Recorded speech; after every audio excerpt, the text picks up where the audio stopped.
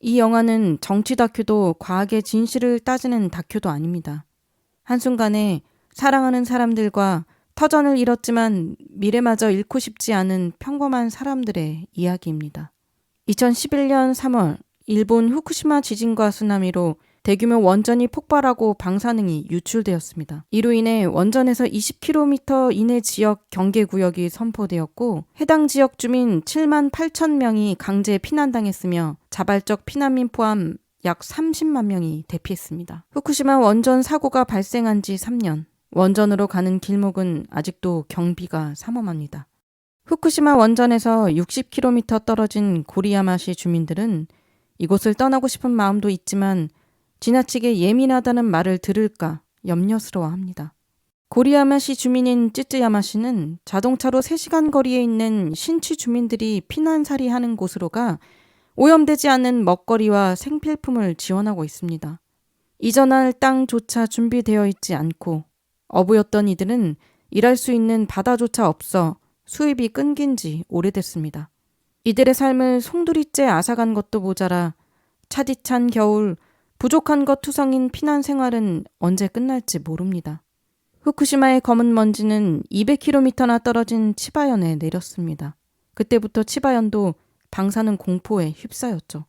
시로이시에 사는 주부 시바타 씨는 시청이 측정 발표한 방사능 오염 수치를 믿을 수 없어 직접 방사능 측정기를 들고 이곳 저곳을 측정해 시청에 민원을 제기하느라 바쁜 나날을 보내고 있습니다. 아이들의 놀이터 옆엔 방사선 양이 높아 천으로 뒤덮은 모래밭이 1년째 방치되어 있습니다. 시청에선 괜찮다고 하지만 시바타 씨의 측정기엔 기준치보다 높게 나오는 방사능 수치. 下でいくら出ても1メートルの高さに出なければ、全部平均して、それが 0.23 を超えなければ出なかったってことになったんです。何を言われてもやはりなんか本当のこと言ってないなって日々思ってますね。 그날의 공포를 많은 사람들이 잊고 싶어 하지만 치바현의 엄마들은 그럴 수가 없습니다. どっかね遊びに行こうと思ってもそこはスポットが高いからと言われたりしたりするんで、どこ行っても安心なところがいいですよ。 지금은 러시아와 전쟁 중인 우크라이나의 수도 키예프, 아니 우크라이나 발음으로 키이우죠. 한때 소비에트 연방의 3대 도시 중 하나 키이우는 1986년 체르노빌 원자력 발전소 폭발 사고가 났던 곳입니다. 이곳을 찾은 17명의 평범한 일본 시민들이 조사팀을 꾸렸습니다. 28년 전 원전 사고 이후 어떤 후유증을 겪어왔는지 확인하러 이곳까지 오게 됐습니다. 암으로 고생하는 아이들이 많은 병원. 체르노빌 원전 사고 후유증인지 픽폭당한 부모로 인한 유전인지 궁금한 조사팀. Вы знаете, детские онкологические заболевания настолько коварны, что пока они не достигнут высоких стадий распространения, распознать их достаточно сложно. 원전 사고 이후 백혈병 발병률은 증가했고 체르노빌 피해자들에게 발병한 백혈병이 더 악성이기에 치료가 더 어렵다는 방사선 의학 박사. 후쿠시마의 아이들의 미래는 어떻게 될 것인가? 이것이 조사팀의 핵심 과제였습니다. 우크라이나에서 유일하게 방사능이 태아에게 미치는 피해를 연구하는 로우가 노브스키 박사. 사고 때 피폭당한 아이들은 좌우 뇌의 부조화로 IQ, 수학, 언어 능력이 정상인보다 현저하게 떨어지며 불안 증세의 집중력도 떨어져 산만하다는 연구 결과를 발표했습니다. 사고 당시 오염 제거 반원이었던 유르첸코 씨는 28년째 신경치료를 받고 있습니다. Острые реакции стресса, острые реакции горя, депрессия, тревога. 긴장감이 흐르는 버스 조사팀은 체르노빌 원전으로 가고 있습니다. 미리 허가를 받고 검문소를 통과해야만 갈 수 있는 곳. 체르노빌 원전이 폭발하고 반경 30km 안에 살던 13만 5천 명이 강제 이주당했습니다. 28년이나 지났어도 여전히 거주 금지 구역이며 당시의 황급함이 고스란히 전해지는 물건들이 나뒹굴고 있습니다. 요란하게 울리는 방사능 경고음이 체르노빌 원전에 가까웠음을 알립니다. 아직도 내부에 250톤의 방사능 물질이 남아있어 보이지 않는 죽음의 연기를 끝없이 내뿜고 있습니다. 1986년 4월 26일 체르노빌 원전 4호기가 폭발했고 소비에트 연방은 그 사실을 숨겼습니다. 모든 언론과 방송 취재가 차단된 상태였지만 공군 헬기를 섭외해서 사고 현장으로 날아간 마카렌코 기자. Катастрофы такого масштаба я себе даже представить не мог. 소방관을 포함해 1,100명이 보호 장비도 갖추지 못한 채 방사능 더미에 뛰어든 진압작전으로 56명의 소방관이 사망했습니다. 28년 만에 진실을 공개하는 용접 기사였던 발렌틴 씨. Чоловік іде додому, і на дорозі йому становиться погано. 1991년부터 가동을 중단한 상태지만 여전히 방사선 양이 높아 방호복을 입지 않으면 위험한 곳. 여전히 해체 중이지만 해체 후 폐기물 처리부터 문제점이 한두 가지가 아니라고 설명하는 제어실 팀장 스테파노 씨. 日本では原発のことをトイレなきマンションという表現してるんですけども、どう思われますか？ Вы знаете, эта проблема стоит не только перед Японией, она, по-моему, стоит перед мировым сообществом. 우라늄을 추출하는 과정에서 안전한 폐기물을 얻는 기술은 아직 세상에 없기 때문입니다. 체르노빌 원전에서 3km 떨어진 프리피아티. 이곳은 숲속이 아니라 소비에트 연방이 만든 가장 쾌적하고 안전한 첨단 계획 도시였죠. 젊고 유능한 엔지니어들은 원전 사고 이틀 후 1200대의 버스에 실려 강제 이주당했습니다. 30년 가까이 지났어도 여전히 요란스럽게 울리는 방사능 측정기. 30年経ってもこんな高い、それもこんな高いところで地表じゃなくてさ。 방사능 허용치의 약 300배가 측정되는 배수구. 発電所っていうのは核っていうのをちょっとこう操作する能力が人間にはないんじゃないかなと思いますね。ここに立ってみると。 체르노빌에서 180km 떨어진 코바린 마을. 미하일 씨를 포함해 피폭 지역에 살던 주민 1000명이 집단 이주했습니다. 미하일 씨 부부는 모든 생계 수단을 포기한 채 거의 모든 먹거리를 자급자족하며 살고 있습니다. 농사일을 전혀 몰랐던 수학교사와 회계일을 했던 부부가 말이죠. 원전 사고 피폭으로 부인은 갑상선 수술과 섬유 근종 수술을 여러 번 받았고 남편은 심근경색으로 고생하고 있습니다.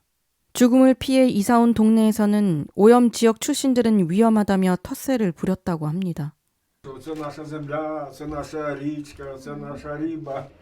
이주 후 1-2년 후부터는 이웃들이 죽어나갔습니다. Всі, хто переїхав сюди, буквально їх за декілька років, їх всіх не стало. 이주민 1000명 중 280명이 줄줄이 사망하고 마을은 온통 초상집이었습니다. 자녀 건강을 걱정하고 있는 이주민과 원주민. В руках він не може себе контролювати движеннями і ногами погано ходить. 체르노빌에서 180km나 떨어져 있고 방사능 오염이 안 된 곳의 원주민 자녀들까지 각종 질환에 시달리는 이유를 음식물 내폭으로 판단한 일본 조사팀. 기준치보다 낮은 방사능이라 하더라도 장기간 섭취하면 위험하다고 생각했기 때문입니다. 比率今まで500にしてたものを100にしたからだから安全性が高いんだというふうに政府は言ってるんですけど 원전에서 120km나 떨어진 이 지역은 당시 피난을 가지 않아도 되는 오염 단계 상급 지역이었습니다. 하지만 원전 사고 당시부터 28년이나 지난 지금도 여기저기 아프다는 아이들이 많습니다. 사고 이전에는 근력 운동을 많이 시켰지만 이제는 그 과정을 수행하지 못한다고 선생님은 말씀하시네요. 후쿠시마 원전에서 30km 떨어진 미나미 이소마시는 방사선과 전쟁 중입니다. 나무에서 방출되는 방사선 양이 높아 나무 전체를 베어버려야 하며 오염된 흙은 처리할 방법이 없어 근처 산속에 임시 보관해야 하는 상황입니다. 정부에서 오염 제거를 해서 방사능 기준치보다 낮게 측정된 보육원 정문. 하지만 10m 떨어진 곳은 정문보다 3배 이상 나왔습니다. 정부는 요지부동이고 시간이 갈수록 원상복구는 어려워지고 있다고 합니다. 도쿄 전력의 원전 내부라면 방독면을 써야 할 정도의 방사선 양이라고 하네요. 출산을 앞둔 산모는 임신 기간 내내 불안했습니다.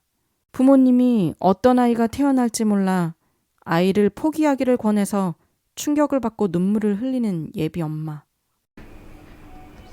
40년 넘게 방사능 피해를 연구한 세계적인 석학 노무라 박사는 방사능에 피폭되면 후손들에게 암이나 기형이 나타날 수 있다는 것을 처음으로 증명했습니다. 汚染地域は全部もう封鎖してしまって誰一人で入れないするのがもう唯一の方法なんですね。これはもう過去そうしてきたし 조사팀은 체르노빌이 겪은 비극을 많은 사람들에게 알려주고 싶었습니다. 機械関係を攻撃して冷却システムを狙うはずだという想定のもとに冷却システムをダウンさせた時に事故が起きてしまった。 그 결과 원전이 폭발했고 500만 명의 아이들을 고아로 만드는 끔찍한 일이 벌어지고 말았습니다. 주부 시바타 씨는 한 사람의 시민으로 건의할 일이 많아졌습니다. ここら辺も、移動の権利を有するゾーンあるいは管理強化ゾーンなんですよね。チェルノブイリでいうと 일본 국민의 정치, 경제, 사회 시스템, 그리고 정신구조, 윤리관 전체가 무너지고 있던 사실이 이번 사고를 계기로 불거져 나왔다고 말하는 마키노 에이지 교수. という非常にアクセントをつけた言い方、それほどの危機感を持っております。 해맑게 웃는 아이들을 향해 구로타 할머니는 얘기합니다. 逃げて国の情報はダメだ。 정부 기관이 밀집한 도쿄의 가즈미 가세키 지역. 11月の11日の 11.11 で、この国会の包囲をするので、100万人集まろうという大きなイベントの日なんです。 일본 정부의 미흡한 대응 때문에 불안감에 시민들이 모였습니다.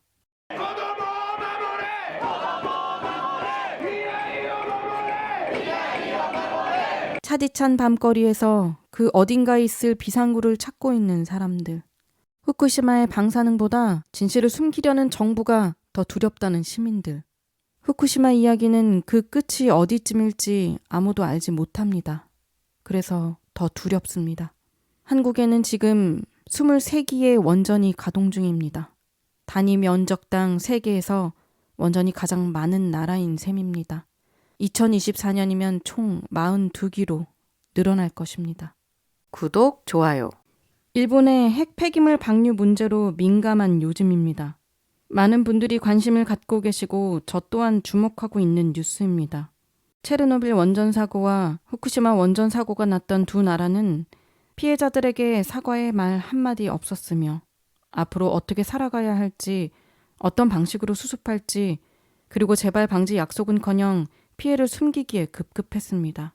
체르노빌 원전 사고는 제대로 된 데이터를 남기지 않아 후쿠시마 원전 사고 피해자들에게 제대로 된 도움을 줄 수도 없었습니다.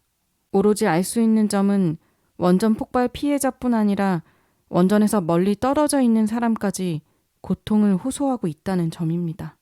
더 두려운 것은 그 고통의 이유를 알 수조차 없다는 것입니다. 영화 속 기준으로 25년이나 지난 후에도 말이죠. 굳이 이 민감한 주제를 가지고 온 이유는 진짜 피해를 입은 사람들의 얘기에 귀 기울이고 싶었습니다. 체르노빌 원전 사고와 후쿠시마 원전 사고 피해자들은 하루아침에 가족, 사랑하는 사람, 건강, 집, 직장, 모든 걸 정말 다 잃었습니다. 이주도 쉽지 않고 임신조차 마음대로 할 수 없는 처지가 되었습니다. 이들이 원전 가까이 살았기 때문에 이런 일을 당해도 마땅한 걸까요? 가족과 사랑하는 사람을 잃은 것은 시간이 지나면 해결되고 건강은 무료로 관리해주면 되고 집은 제공해주면 되고 하던 일쯤이야 다른 일 할 수도 있지라고 생각해야 할까요? 가성비 좋다는 이유로 많은 나라들이 원전을 가동하고 있습니다. 핵 폐기물을 처리할 방법도 원전을 완전히 철거할 방법도 모른 채 말이죠. 1950년대 원전을 최초로 가동을 시작했을 땐 문제점을 안더라도 가동해야 할 만한 이유가 있었을지도 모릅니다. 하지만 70년이 훌쩍 지난 지금 우리는 원전의 위험성을 너무도 잘 알고 있습니다. 특히나 인간이 손쓸 수 없는 자연재해로 원전 폭발 사고가 난 후쿠시마는 피해가 더 컸습니다. 일본의 경제와 환경은 큰 피해를 입었고 농업과 어업도 큰 타격을 입은 상태입니다.